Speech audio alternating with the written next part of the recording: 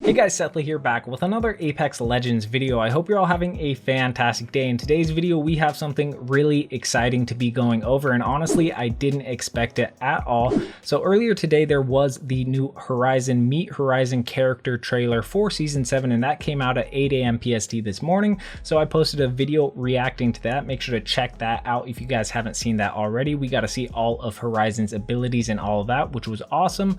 But you guys saw that video. I went to take a nap after I posted that video because I was so tired, didn't get great sleep, and they came out with the patch notes while I was doing that. So I had to make this video for you guys real quick. So let's get right into it. They tweeted out a dev stream also did come out today, and I'll be covering all of the details and small teasers in that video in a different one. Right now, we're just going to be getting into the bigger changes and patch notes for Season 7. So let's just go ahead and hop right into it. I do not want to waste any more time. So starting out, Season 7, new Legend Horizon. Now, we already know quite a bit about her because of the trailers, but they did show off a really cool wallpaper or background for Horizon, and she looks really cool. It reminds me of the Iron Man scene in Endgame, but they say meet Horizon. She's the newest legend, a brilliant scientist and a master of gravity manipulation. She has a deep connection to the new arena and a motivation that will tug at your heartstrings. Horizon's custom spacesuit allows her to fall from great heights and control her movements in air. Using her custom technology, she can use gravity lifts to give her team a vertical boost, and she can even deploy Newt, her small robot named after her son Newton, to drop a micro black hole that pulls opponents into the center for some serious crowd control. So her passive is the first thing they mentioned, spacewalk. You can increase air control and move around in midair, as well as reduce fall impacts with Horizon's custom spacesuit. Her tactical we have seen a lot. It's called Gravity Lift. You can reverse the flow of gravity, lifting players upward and boosting them outward when they exit. And then we have obviously her ultimate, Black Hole. You can deploy her drone Newt to create a micro black hole that sucks in nearby legends. And then we have the new Map Olympus. They showed off an amazing picture of it. I'll show it on screen right now. I'm so excited to be playing it, but they gave us a little description about what Olympus actually is. So they said the legends have entered a new arena, the Sky City of Olympus, a utopia floating in clouds above Samathe. It was once a place where the brightest minds in the Outlands could gather and exchange ideas. However, an accident in an experimental research facility led to the creation of the Phase Rift, a massive bubble of phase energy, and the city was abandoned. Now players can use Olympus's luxurious amenities to their advantage. Rotating agricultural towers, beautiful gardens, and classy restaurants serve as new stages for intense skirmishes. New vehicles called Tridents give your squad a way to boost into battle and take your enemies by surprise. The Phase Runner, a tunnel of phase energy running through the center of Olympus, lets you cross the map in seconds. And the rift stands tall over everything, mysterious and beckoning. So it sounds a lot like the lab portal, except I think it goes horizontally across the map, which is awesome. And then they also mentioned the new vehicle, the Trident. I'll show that on screen right now. They say exclusive to Olympus, the Trident is a hover cart designed for your whole squad. Cruise the highways to avoid checkpoints or use the boost to soar over jumps. This thing is made to speed up those early game rotations, drive in third person, or ride as a passenger in first person with full shooting capabilities. So while you drive, you're going to be in third person, or you could be a passenger with normal first person. Then they say the Trident is durable, so it will never explode, but damage applied from enemy fire will be dispersed amongst the players in the car. So that could be very bad, but if you do know when to jump off, it won't be too bad. They say don't worry, you can still do full damage to players by hitting them directly, so we expect to see some amazing Kraber shots. Disembark to park it anywhere and use it as a makeshift cover in-game as well. The Trident interacts with legend abilities in many different ways. Experiment and have fun, so there's definitely going to be some people riding around with Gibby domes on top. But now onto the LTM, which is new for Season 7, LTM Olympus Preview. To help you understand and explore the map without fear of getting shot, we are introducing a new playlist called Olympus Preview. This mode teams you up with 30 legends on Olympus and allows you to roam the map to learn map drops, loot areas, and practice your routes in the end game. Circles are still on, and once Circle 4 finishes, players are brought back up to the plane to start the second skydive run. There are a total of 3 runs before the match ends. This mode is only available for 1 week. Now I gotta say, it is a bit disappointing to hear this is only available for 1 week, but honestly I think think people are going to come up with really creative ideas to use this new LTM, and I think it is a start in the right direction for full custom games public that everybody can use, especially content creators. So that is looking good. But now on to clubs. They've explained it a lot in the past on a post, but it goes really in depth. But I'll just show a picture on screen right now for you guys.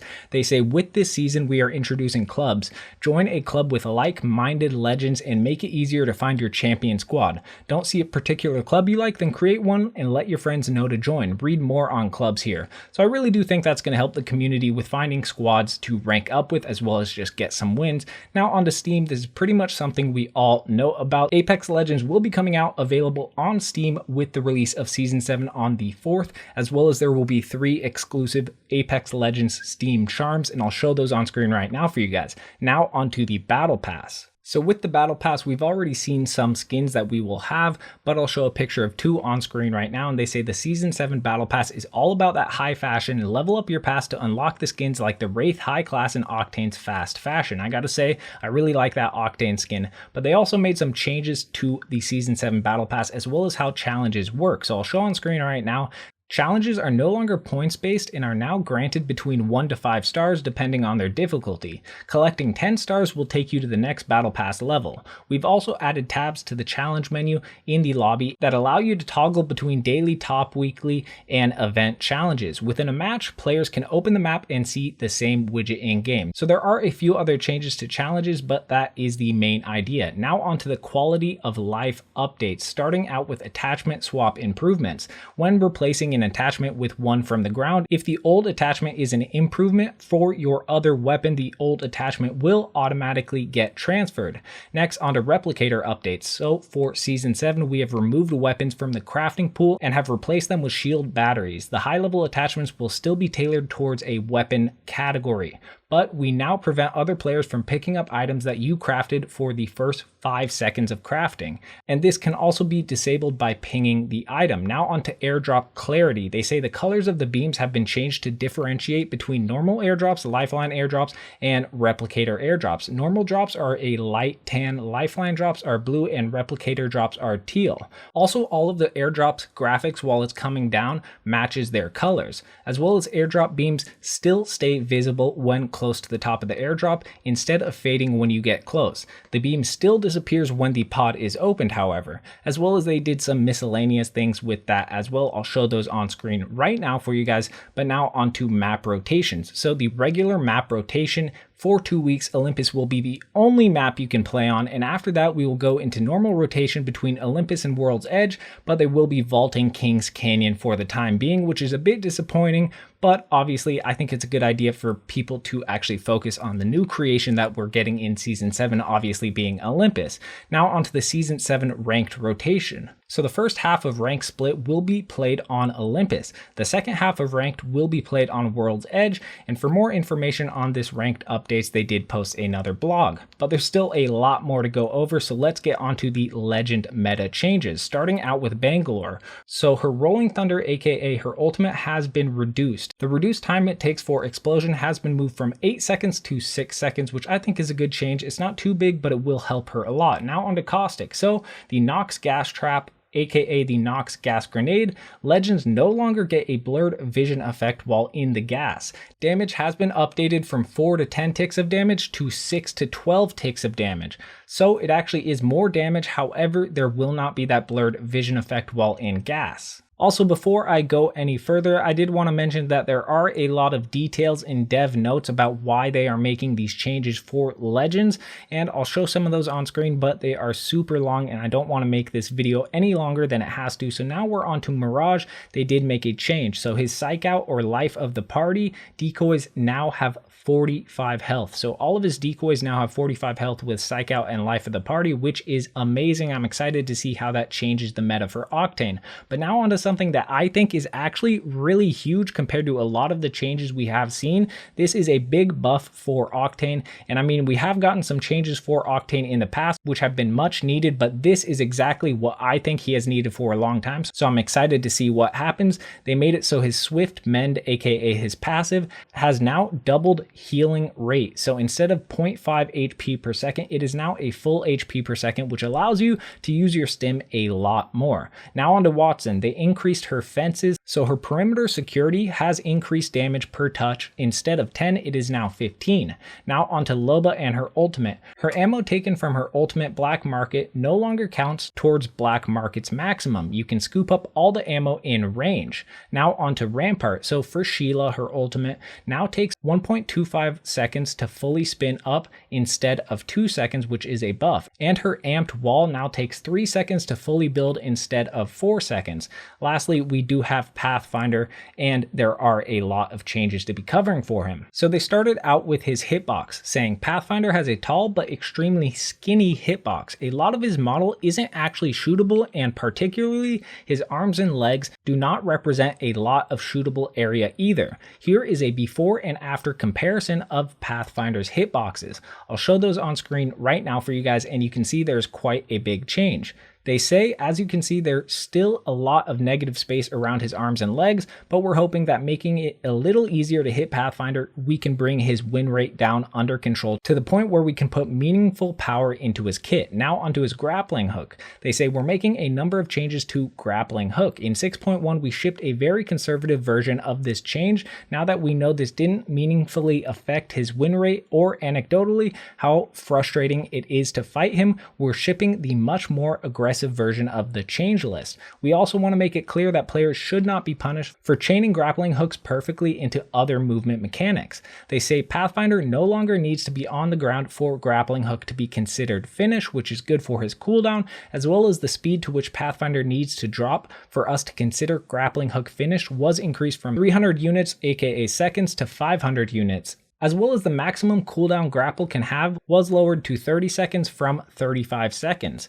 And the amount of distance you can travel before you hit the maximum cooldown was roughly doubled. So you can travel a lot farther, as well as they decrease the cooldown on his grapple, which are all great changes. Now onto the weapon meta, and there are a lot of changes. So starting out with supply drops, the R99 is out of airdrops, and the R99 will be returning to the normal loot pool this season. So the damage has actually been lowered from 12 to 11, and this is just the care package version going to the normal pre-6 season version. As well as the ammo is 20, 22, 24, and 27 for your magazines, but the Prowler is now in airdrops. The Prowler is replacing the R99 in the supply drop. Despite the select fire hop-up being removed from the loot pool this season, the Prowler will still have the ability to change between 5-round burst and full auto, and the magazine size is going to be 35 with a reserve ammo of 175. They also changed all of the fully kitted weapons in the game, as they do every season. I'll show on screen right now. They removed the Devotion Mastiff Triple Take, Flatline, and Volt, and added in the Wingman, Sentinel, Havoc, G7, and Alternator fully kitted weapons across the map.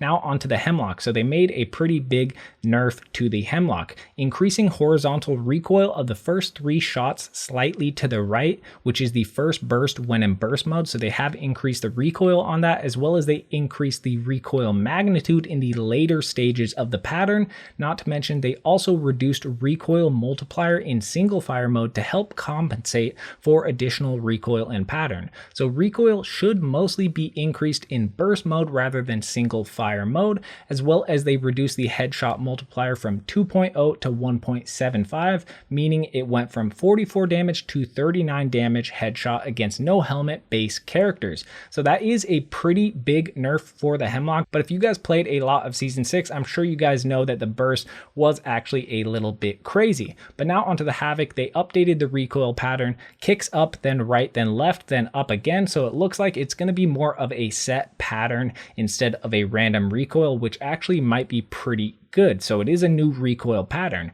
Now onto the L-Star, which got a buff. So the L-Star has a new recoil pattern that kicks horizontally at first and then settles into a relatively consistent upward recoil. Players who feather the trigger will be able to keep the L-Star in the good portion of the recoil pattern. And L-Star venting time after letting go of the trigger has been reduced from 0.4 to 0.15 seconds, so that is a big change. And the L-Star will now reduce heat faster when not overheated, from 1.15 seconds from 99.9% to 0% charge if not overheated. Still 2.45 seconds if overheated. Now onto the Sentinel. So Energized Sentinel now has a pure damage increase instead of bonus damage only versus shields, as well as the Energized Sentinel base shot damage has been moved from 70 to 88. Lastly, for the weapons, the triple take fire rate was reduced from 1.3 to 1.2. Now onto the HopUp. So there is a new HopUp called the Quick Draw Holster HopUp. This new HopUp attaches to the RE45 and Wingman. When equipped, the gun becomes quicker to raise and lower, takes less time to ADS, and has reduced hipfire spread, particularly when not actively moving. This should open up new opportunities to use the two weapons, especially in close quarters combat. So this was very unexpected. I did not expect the RE45 Wingman HopUp combo, but I'm excited to see how it changes the game. I got a feeling the Wingman is going to be pretty nuts hipfire up close because it already has been for a while. But now onto the Select Fire Receiver HopUp, which was removed from the loot pool to make room because that obviously makes sense. It really was only used for the Prowler and honestly never used for the Havoc. But onto the game meta changes. So Evo Armor requirements have been increased. They increased the requirements to evolve Evo Armor in order to reduce the amount of players with the red Evo Armor during the game. So I'll show them on screen right now. It has been increased from 100 level 0 instead of 50, and then the ratio continues to go as level 1 to level 2 is 150, level 2 to level 3 is 300 damage, and level 3 to level 4 is 750 damage. So pretty decent increase. And then lastly, the increase for ring damage has been reduced. Actually, it wasn't an increase. The ring damage has been reduced. Ring 1 is the same 2% tick, but ring 3 is actually 3% tick instead of 5. And then I'll show the rest on screen right now. They basically cut them in half, which is pretty insane. It's going to change the game up quite a bit. People might be able to stay outside of the ring a lot longer. We'll have to wait and see how it actually makes those changes and affects the game. But lastly, with the patch notes, we do have a bunch of bug fixes. So I'll go ahead and show those on screen right now. I'm not going to go ahead and read all those out since this video is already so long. It's basically a 25-minute recording or a 20-minute recording, but that's pretty much all for this. If you guys did enjoy the video, make sure to hit that like button. It really does help me out a ton. And if you're new to the channel, make sure to hit that subscribe button and turn on the notification bell. It's the best way to support the channel. Lastly, I will link these down below, the full patch notes, if you guys want to go ahead and check them out for yourself, and comment down below your favorite change for Season 7. But it's been your boy Sethley, and I'm out.